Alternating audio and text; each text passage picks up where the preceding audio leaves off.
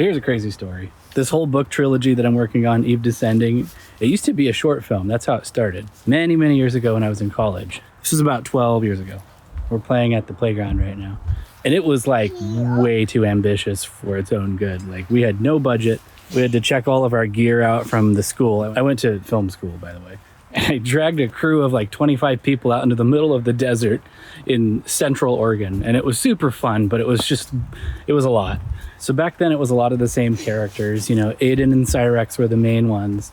And it was mostly just a big chase scene through the desert, Cyrex following Aiden. And then they have a standoff on the top of this mountain.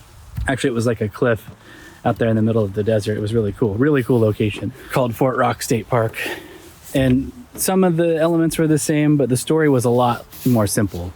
Some of the subtext and philosophies and things about this story just stuck with me all these years. And like I said before, I did put this project down for a while, and I picked it back up again last year and finally finished the first book, which is The Trial of Flame and Dusk.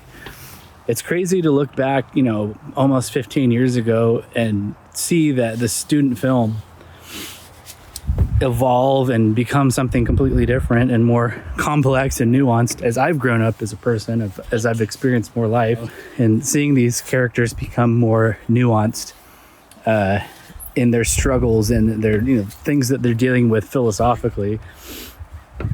It's just really cool to see an evolutionary process like that. And to see it now, like, just turn into this full-fledged series of novels and maybe even some spin-off stuff. I don't know. I've got some ideas. And, you know, sometimes it's just the smallest ideas that just refuse to die in your mind. I think that's how you know those are the things that are worth chasing.